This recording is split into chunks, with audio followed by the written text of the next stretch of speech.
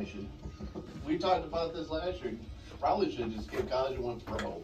He can't. It was only his second year. Well, I mean, like instead of actually going to Vanderbilt, though. It's actually an interesting story. I think he might be a first gen. It was important to him. He was a first round pick. Right. All right. Here you guys. Hey, good morning. Welcome to Inside the Huddle on this gorgeous snowy Thursday in Ann Arbor. Certainly have a lot to talk about today. We'll hear from a couple of former players, Chris Young and Reuben Riley.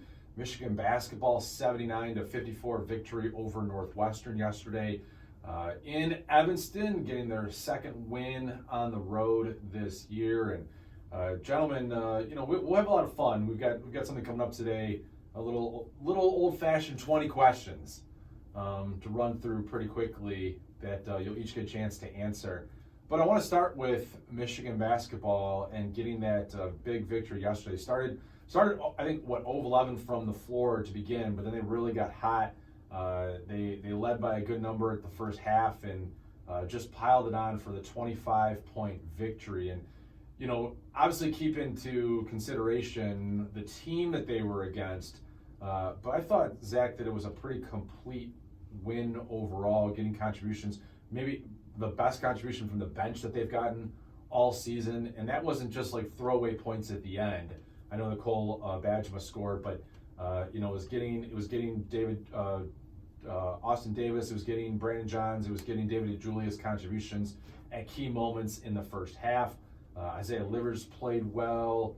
Eli Brooks was instrumental to the success of the team yesterday with a couple of really clutch three-pointers, first to get him off the schneid early on, and then when Northwestern was making a little bit of a run in the second half. And so I think when I watch the game, again, I keep into context who Northwestern is right now, and that they're the worst team in the Big Ten. But I saw a team that took the Michigan State game from last Saturday and built off of it, and certainly showcased, a team that, has energy, has momentum, and has, some more, maybe is a more complete team than any point we've seen since back in November. Yeah, they've done it twice in a row, which I think is the key thing to watch. It's one thing to have a complete game, have everything click on Saturday, and then, they had 7, 8 players make at least 2 shots. They had 7 players have at least 4 rebounds. Four players had multiple assists. It's one of those things. DeJulius, him and Brooks kind of split minutes for a little bit, and now there's a little bit more resigned role, but DeJulius is still playing as well as he was. Brandon Johns, I know he had a quiet night, but 2 for 2 shooting, can't really, plus 11 when he was on the court in 12 minutes. Suddenly he was starting, a couple weeks ago, and now, or even a week ago, and now he's being held to 12 minutes, which obviously you feel for him a little bit, but at the same time, all the progress he made over a month and a half of starting, that's now their second or third guy off the bench. And then Austin Davis, I can't explain it. Mm-hmm. It's good for him. 4 for 4 yesterday. 4 for 4. Yeah. Also 1 of 2 from the line. 9 points in the game. And I thought, when he came in for Jon Teske, they immediately went down low and featured him because of his low post moves, the fact that they liked the matchup with Northwestern's bigs. I was going to say, Northwestern doesn't really have a true big man at all, but still, yeah, he came in. I don't know if he made any of his shots from more than 6 inches from the basket, but you know what? He got those shots, yeah, absolutely. And he was 4 for 4, and this is now the third game in 4 tries. He scored at least 9 points, 9 points. So, which for those that weren't paying attention, he had never done that before. Period. So it kind of, I don't know. I think he's in a. It's weird to say he's in a groove because he's making layups, but I think he's in that sweet spot where he understands what's going to work for him and for Michigan, and his coordination has caught up a little bit, and the other teams haven't scouted it fully yet. He's still not appearing very much on the scouting reports, and so I think he's in that sweet spot where he can put up some points. It's kind of like when a rookie breaks through in Major League Baseball and they they're hitting like 400, and then in a couple weeks, pitchers will realize, okay, this is how we got to pitch this guy. Here's what works. Here's what doesn't. But you know what? It's working. Can't knock 9 points in 12 minutes. Added 3 fouls. Chris Young and I've talked about that, where he almost is like a foul per every 2 minutes. But yeah, 9 points, 4 rebounds. And you're right. I mean, John's 2 for 2 off the bench. Colin Castleton, 2 for 2 off the bench. DeJulius, 7 points and 7 assists and 6 rebounds in 21 minutes off the bench. I guess Teske and Simpson are 2 players you could say didn't have good games, but it didn't really matter. Yeah, I mean, they had such a lead, and I mean, even when they were 0 for 11 from the field, you kind of like they're gonna win by 20. They were getting open shots when they're 0 from 11 from the field, and they're just clanging them, as they're prone to do here and there. But yeah, I mean, and it was the right team to be 0 for 11 to start the game, because I think they were down like 5-0 when they hit their first shot, and it was about 4 minutes into the contest. And so, yeah, I mean, when you look at it, yeah, Xavier didn't play his best. I mean, 4 points, 5 assists.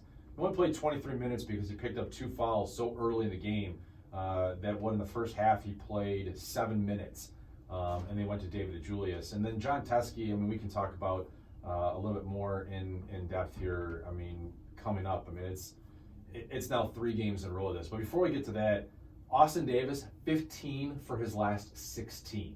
Yeah.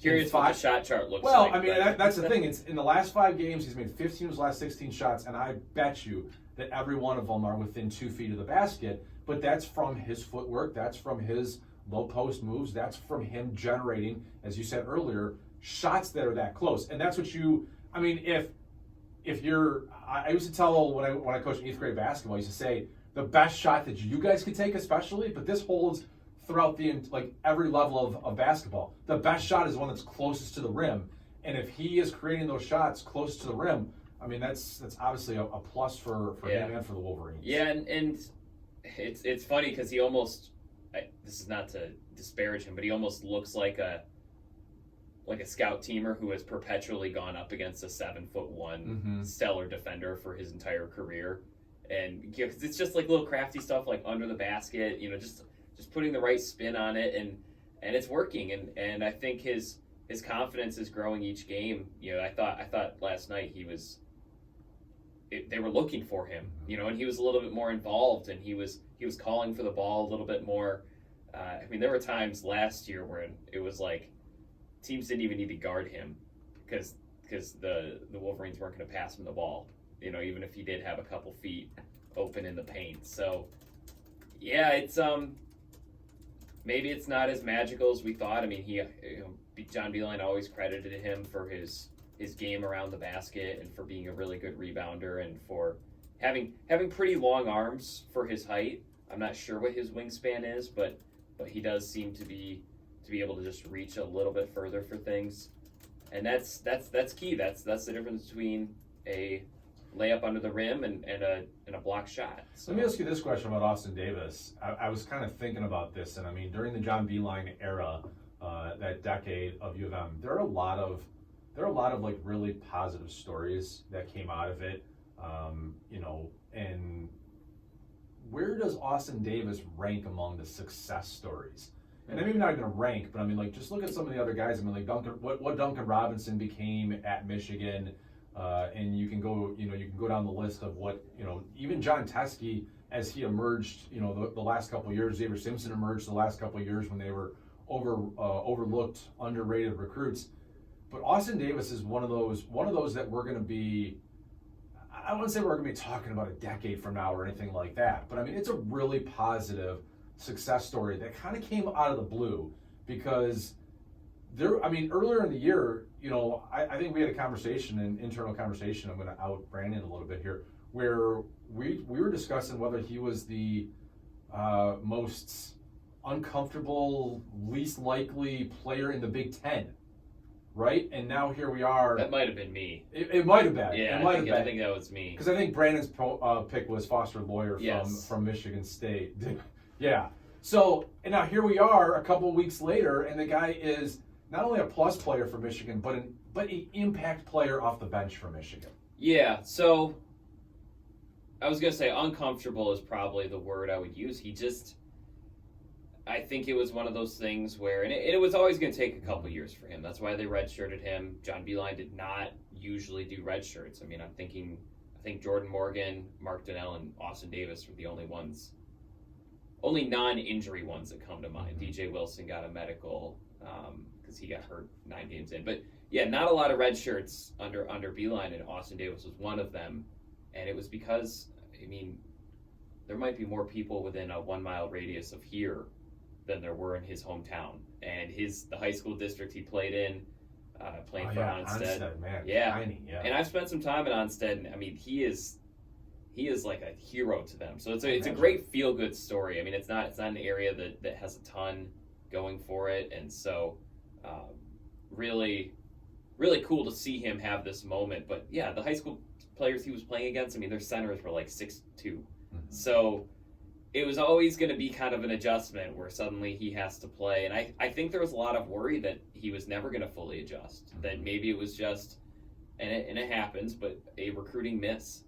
It was a misfire by Beilein. And so I think there was always that concern, even though his rebounding was pretty impressive. I mean, Beilein called him the best rebounder on the team at one point, or the most natural rebounder on the team. And even though he's got that big body, I know he struggled with weight and physique and staying in basketball shape. Chris Young could tell you about how much his footwork has improved and how much faster he is on the court.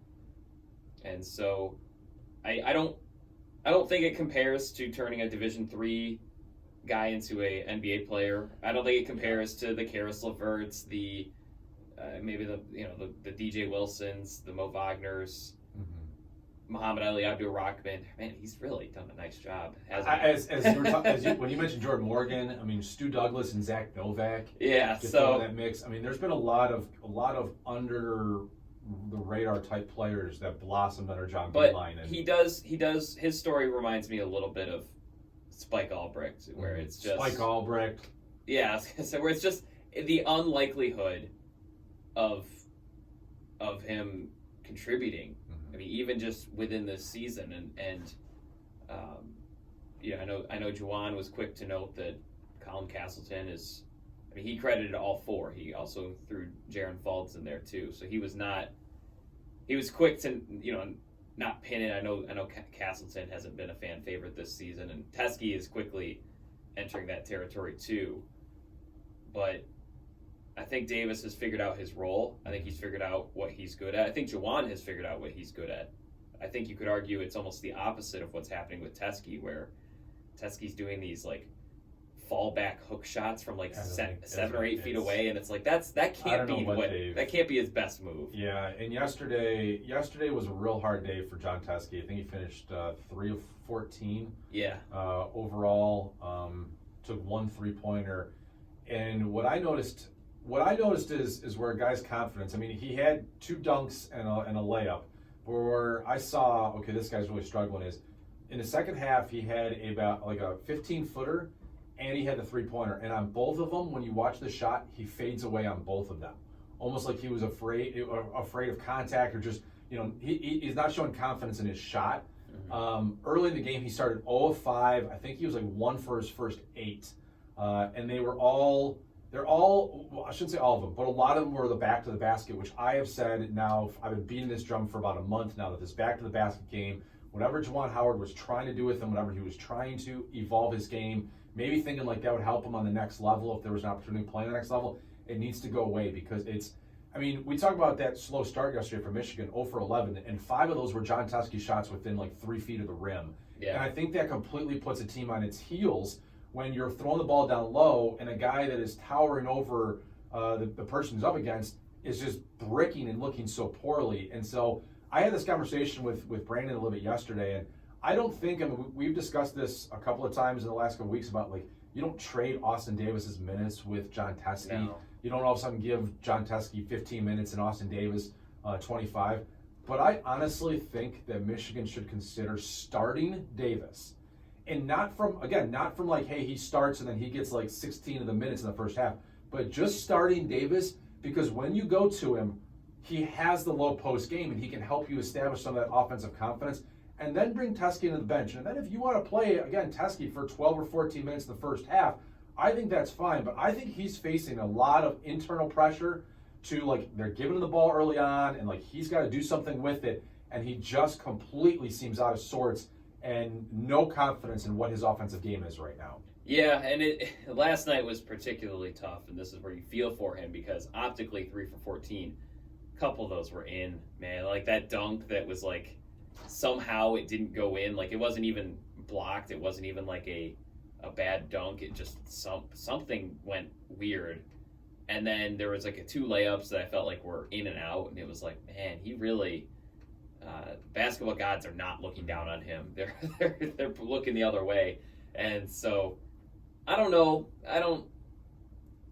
My qualm with starting Davis is I just don't think he does enough defensively quite yet. Mm-hmm. I think he can hold his own on defense on occasion, but I think the Ohio State game last week was a good example of basically every time Wesson was against him, Wesson got a free bucket. And so you don't necessarily want to, you have a senior and second year starter. You don't necessarily want him to suddenly be like, well, crap, now I'm not starting. But see, I disagree. I think the last couple of games, Austin Davis has risen up, and it's done nothing to inspire and push Jon Teske to find his himself, to find his best play.